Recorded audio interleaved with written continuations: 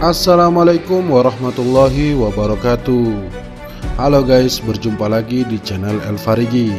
Kali ini kita akan membahas tentang krisis politik dan agama.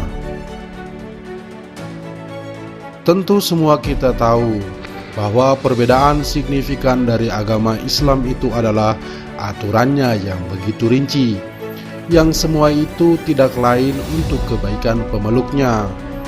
Terlepas dari adab bangun tidur atau berbicara dengan orang, bahkan ke urusan negara. Akhir-akhir ini muncul statement sebagian dari kalangan Islamofobia bahwa agama tidak boleh ikut campur dalam urusan negara.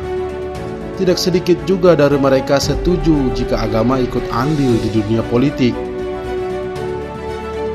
Oleh karena itu, di video ini kami akan merangkum apa sih peran agama sebenarnya? Bolehkah agama berpolitik?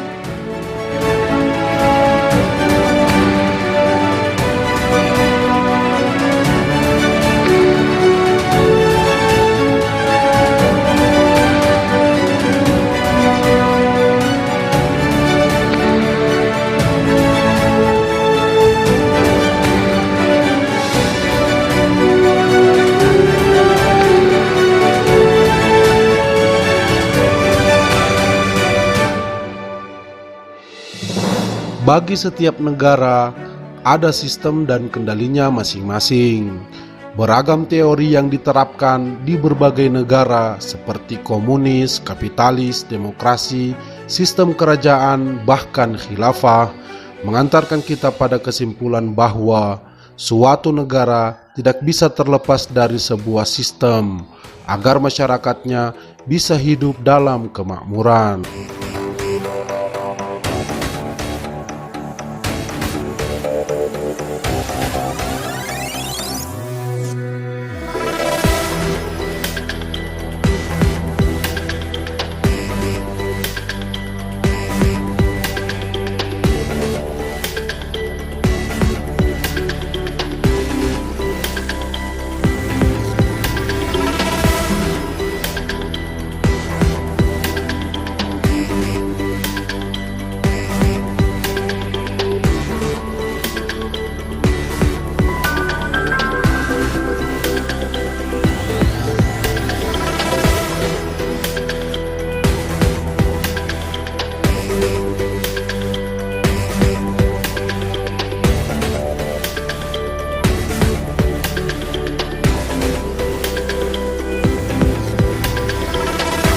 Sistem yang zalim akan membuat suatu negara menjadi terbelakang, sebab pastilah masyarakatnya akan tertindas, bahkan berujung pada kekacauan besar-besaran.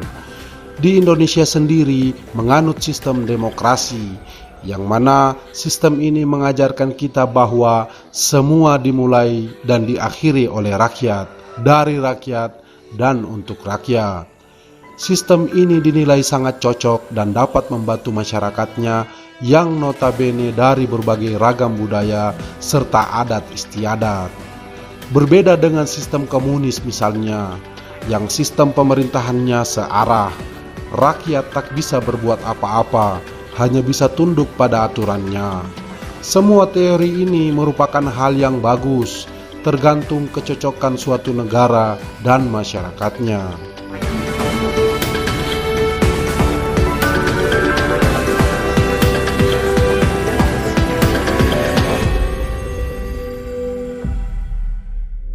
Agama Islam sebenarnya mempunyai sistem tersendiri yang sering kita kenal dengan sebutan khilafah.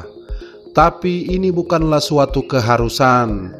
Jika negara memilih suatu sistem, maka tidak masalah memilih sistem tersebut sebagai pengatur kehidupan bernegara. Jadi tidak harus ya, karena para pejuang pendahulu sama-sama sepakat bahwa negara ini menganut sistem demokrasi. Hanya saja muncul stigma negatif bahwa kita harus khilafah. Yang sayangnya ini dapat menimbulkan perseteruan di masyarakat kita.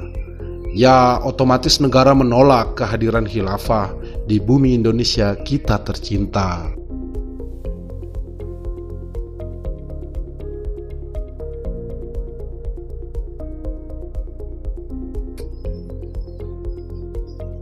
Namun, kita juga tidak bisa menolak kalau Islam juga mengatur keadaan suatu negara agar eksistensi pemeluknya bisa hidup makmur.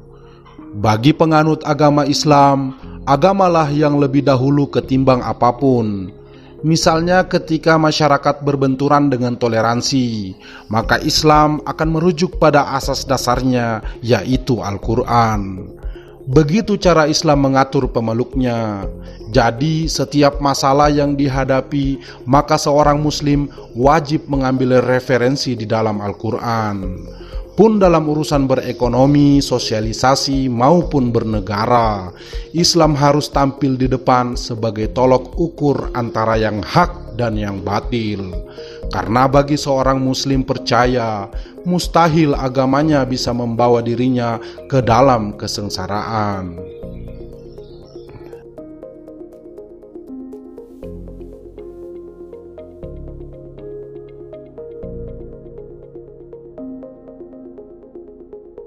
Di dalam urusan negara, Islam mengatur agar supaya masyarakatnya diberlakukan secara adil, agar kezaliman tidak muncul ke permukaan. Contohnya, bagi setiap pencuri dipotong tangannya.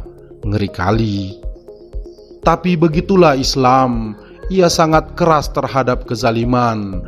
Dalam Al-Quran ditegaskan, siapa yang membunuh satu nyawa seakan-akan ia membunuh semua manusia di muka bumi ini. Jadi Islam itu sangat prihatin terhadap kezaliman.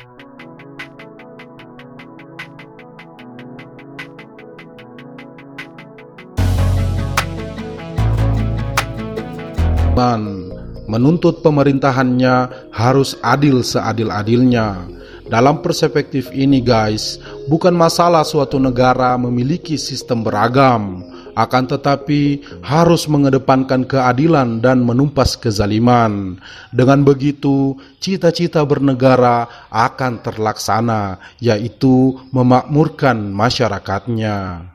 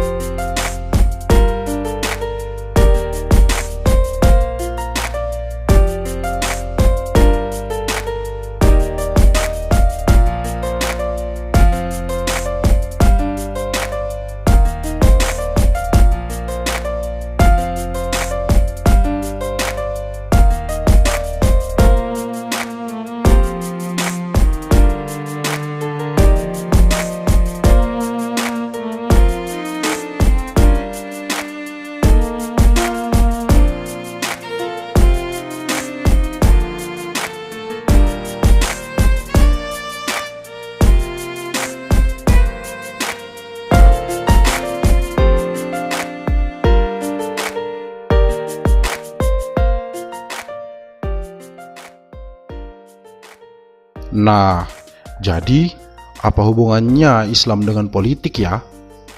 Ya, tentu hubungannya ialah mendukung pemerintahannya agar berlaku adil.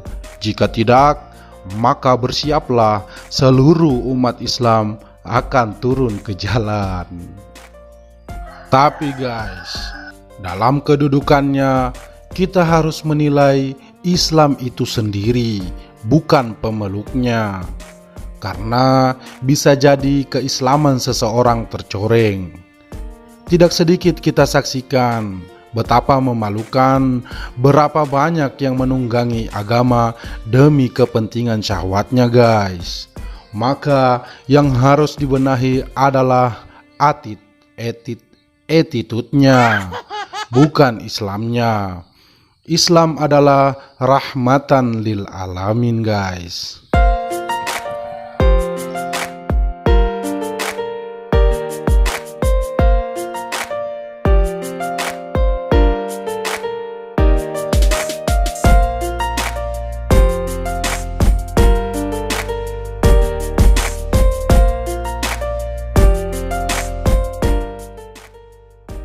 Peran ulama. Dalam Al-Quran ditegaskan, Fas'alu ahla dzikri in kuntum la ta'lamun. Bertanyalah kepada para ulama jika kamu tidak mengetahuinya. Dalam hadis sahih dikatakan, ulama pewarisnya para nabi. Maka secara garis besar, ulama hadir sebagai rujukan umat Islam, baik dari kalangan bawah sampai pada kalangan atas.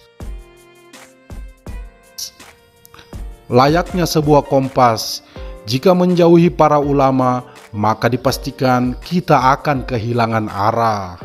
Karena begitu Nabi Muhammad katakan, ulama sebagai pewaris, yang mana warisan itu sebagai pengertian lepasnya adalah estafet para nabi untuk menyampaikan kebenaran.